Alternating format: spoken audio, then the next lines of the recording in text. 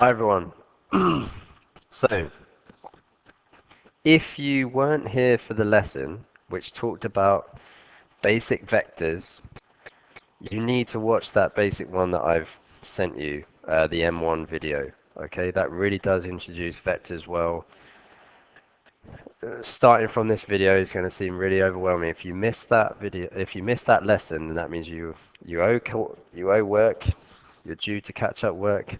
So please watch that first before you get started onto this. Okay, these are the things that we're going to be doing in C4 then. So we're working in 3D rather than 2D. That's the difference with the mechanics.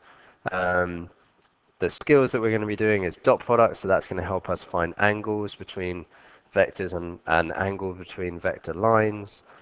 Forming straight line equations, this is what we're going to do in this video. And intersecting line equations, we'll probably do that in the next video. Okay, so this will be in this video here. This will be in the next two videos, and that's what that dot product's for, really, to tell us the angle between equations. So, and we're going to focus on this and this in this video as well. So these skills. So what are vectors? Well, we talked about that in the other video. Let's just make that clear. Vectors, as far as I'm concerned, is something with magnitude and direction and can be applied anywhere. It's like an instruction. A force is the instruction of applying 100 newtons in the southwest direction, let's say. How do we know if two vectors are parallel? Well, we've talked about that as well. If two vectors are multiples of each other, so let's say this is a vector A, and this is the vector P, and P is parallel to A, but it's 3 lots of A, then therefore 3A must equal P, right? So P and A are parallel because P is some scalar of A. Do you see? Some multiple of the vector A. Now, what about the IJK business? What is IJ and K?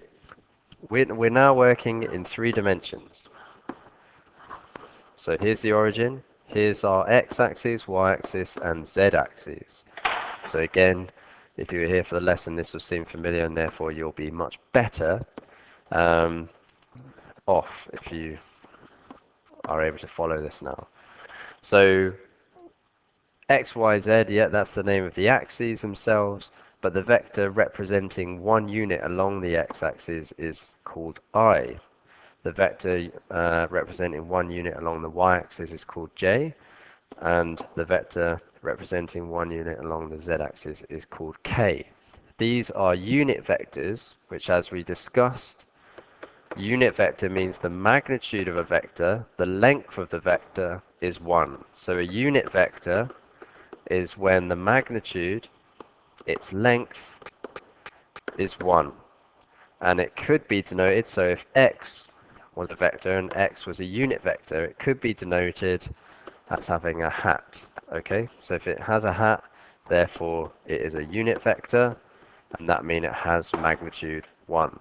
That will come into play when you are working with these things. So if I wanted to describe this vector P in space, your examiners will set something like, oh, this is 3i plus 4j plus 6k, right? But like we said in class, we will not write vectors in ijk. It's irritating. Examiners don't like it.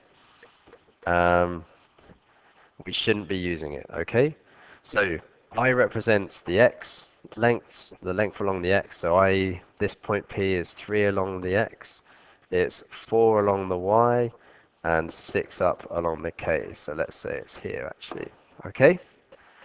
So 346, sorry, is how we should write it. So if we were given a vector x is 3t I minus 5i plus 6t j minus 4k, this we will immediately write as all the I stuff, so that's I, all the j in the middle, and all the k at the bottom.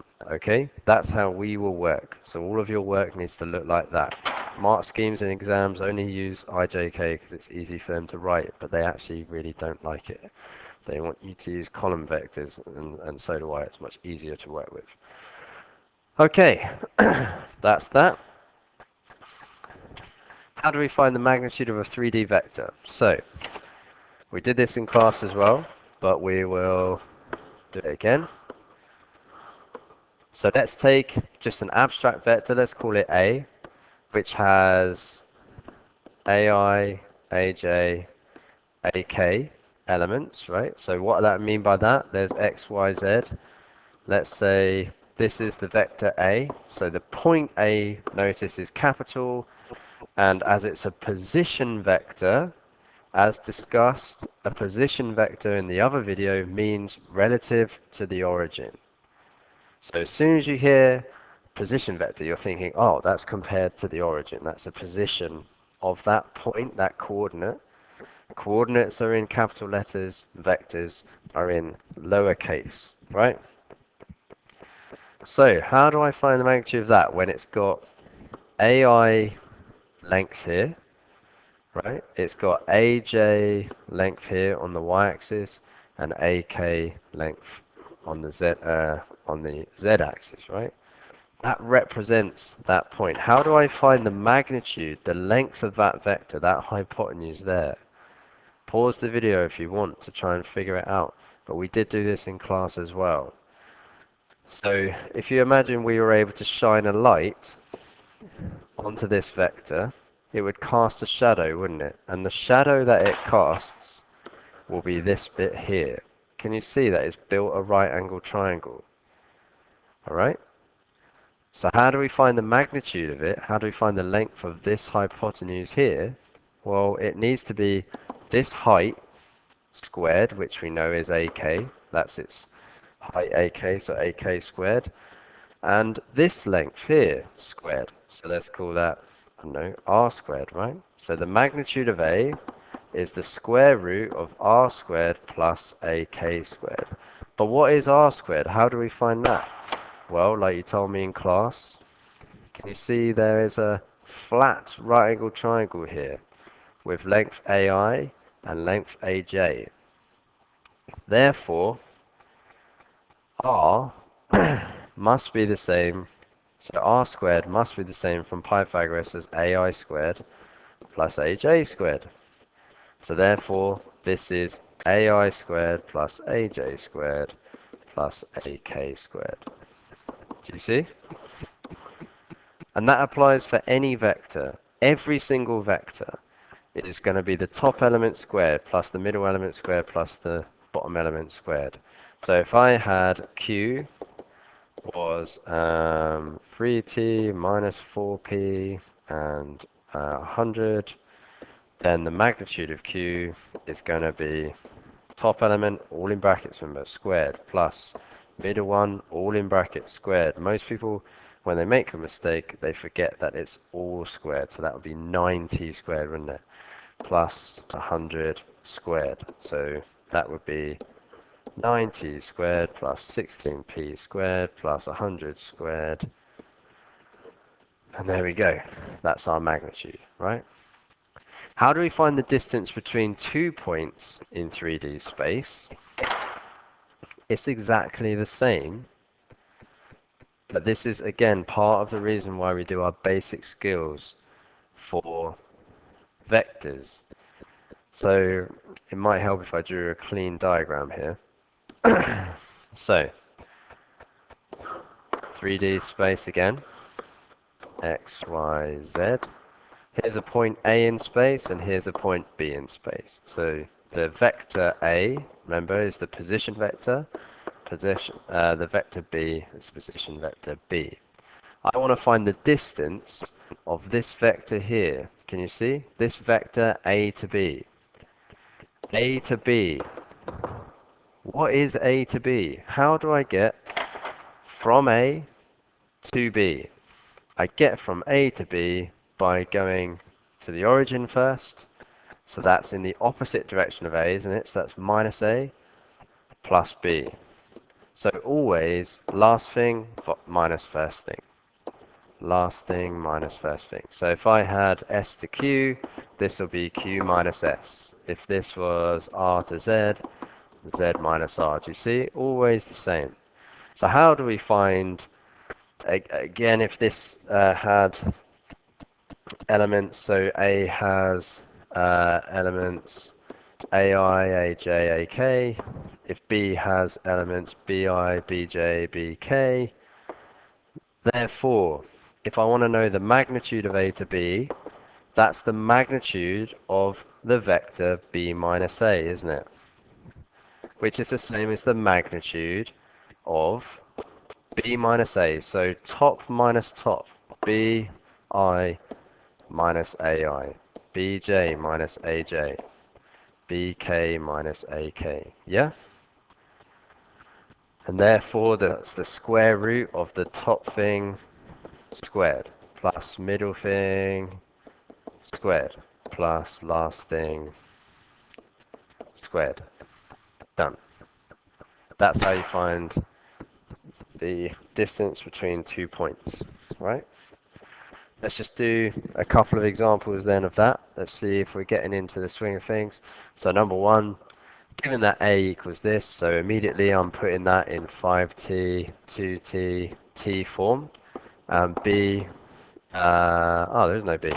So given that A equals this thing, and mod A equals 3 root 10, find the possible values of t. So mod A is square root of top thing squared, middle thing squared, bottom thing squared, and it tells me that this is the same as 3 root 10. So if I square both sides, that gets rid of the square root, doesn't it? So I get 25t squared plus 4t squared plus t squared, which is still square root, it is 3 root 10. Square both sides. This there is 30t squared. Again, if I'm going too fast, stop the video and slow it down. So therefore t squared would be 90 divided by 30, which is 3, and therefore t equals plus or minus root 3. Yeah? Shouldn't be that bad.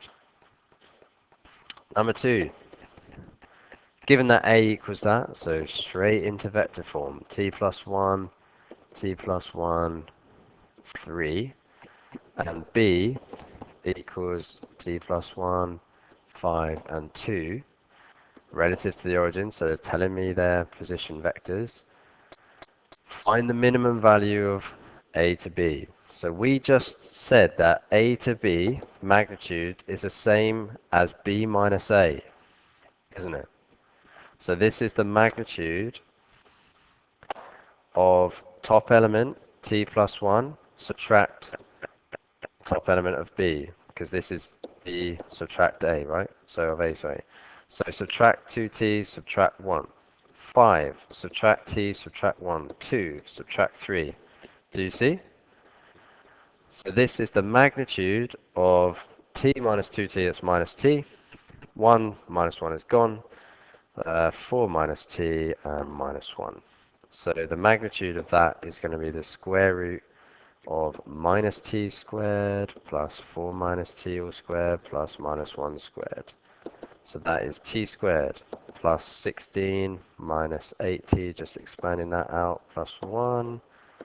So that's the square root of 2t squared minus 8t plus 17, and that's mod AB, right? It wants us to find the minimum distance. So as soon as you hear minimum, you're thinking differentiate and set equal to 0, I hope. So with respect to t, differentiate that. The half comes down. It's chain rule now, isn't it? Plus 17 to the minus a half, all times by the difference with the inside. 4t, take 8, equals 0 at the min. Therefore, we have 4t minus 8 over this thing, just sorting my indices out. 2 lots of 2t squared minus 8t plus 17 equals 0. This would times up and disappear. 4t take 8 equals 0, so therefore t equals 2. But it wants the minimum, so I need to shove that into AB and shove 2 inside, so that's here. So whack 2 in there, 2 equals 2 answer squared minus 8 answer plus 17 all square rooted is 3. So that was quite quick, but that's because I think the concept is relatively simple. It's just a lot of algebra in there, and it's just C3 differentiation. Now, whoops. Not sure why that's there. Okay, let's get rid of it. Line equations then. It's the last bit of our basics.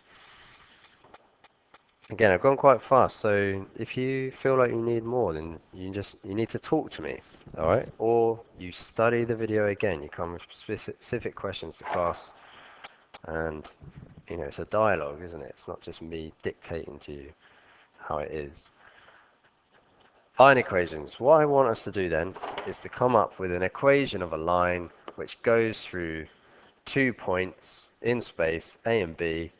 So let's call that, I don't know, A, I'm just making this up, 1, 2, 3, and B is the point 5, 6, 7, let's say. Okay? I want a vector line which goes through the points A and B. Conceptually, what does that mean? Well, if this was a point A, this is the point B, there's a line which goes through A and B, isn't there? And I need to find the vector equation of that line. How do I find the vector equation of that line? Everything starts from the origin. Remember, it's position vector. Okay? So, all I know at the moment is the vector A, because remember they're position vectors, and the vector B. Line isn't too clear. Let's do that again. I mean, really, we don't even need to draw it 3D. I could draw this, I'm going to draw this in 2D to make it easier for you to see, but you can imagine that in 3D. So here's the vector A, here's the vector B. I want to describe the line which goes through A and B. And I always need to get on through the origin. So we're going to call the point R any point on the line. This describes any point on the line, okay? So R has its own vector. This is the line equation, R. R describes any point on the line. How do I get to R, though, using A and B? Well, can you see, if I start from the origin, can you see I can go up A? Now I'm at A. A gets me onto the line, doesn't it? You can see from the picture I'm on the line now. But how do I get from A to this point R? Can you see that this is the A to B, isn't it? Here's A, here's B, A to B. How many times more from A do I need to go in order to get to R? It looks to me like that distance there is, say, a third of A to B, a half of A to B, let's say. So in order to get to R then, let's say I need to go plus A to B, but 1.5 of them. Can you see? I need to go 1A to B and then half of A to B, and I've got there. But what happens if I actually I don't want to go there. Actually, I want to go and take my R to be here. Ah, well now that looks like I still go up A, but this time I need to go not 1AB across, I need to go 2AB across. Do you see? Ah, so that needs to be a 2 now, right? But actually now I've changed my mind. I want my R to be here. So this time, I can start at A again, but rather than going positive A to B, I actually need to go backwards, don't I? I need to go this way. So I'm going A minus, and it looks about halfway A to B, do you see? What I'm trying to say then is that every single point on this line can be described using going from A and then some multiple of A to B, isn't it? So our formal line equation is A plus lambda A to B. And A to B is what's called our direction vector. Because can you see a line is actually made up of this? Here's the origin, here's the point A, get to A, and then I just keep applying A to B, or my direction vector, right? Which we're going to call D1. So D1, D1, D1. And I just keep going, following my line from there, right? So A plus lambda D1, where D1 is your direction vector, and A gets you on the line, okay? But hopefully you're thinking, I didn't actually have to go for A though, did I? Couldn't I have gone, if I draw a fresh diagram, here's naught, A and B again. Let's draw that fresh. There's A, there's B. If I wanted to get there, there's R. Couldn't I have gone to B first? Yes, you could. And then some multiple of A to B. Definitely. Couldn't you have gone B first and then some multiple of B to A, where lambda is -1? Do you see? But in general, it's much easier to use R equals A plus lambda D1. So just to give that example then, if we go back, A was 1, 2, 3. B was 5, 6, 7. So therefore, how do I come up with a line? Well, the line is A plus lambda A to B. Remember, a quick diagram in vectors is very powerful. Always draw pictures, okay? So therefore, R is A, 1, 2, 3, plus lambda, lots of A to B. Remember, last thing minus first thing. So 5 minus 1, 4. 6 minus 2, 4. 7 minus 3, 4. Done. That's the beginning of our basics in vectors.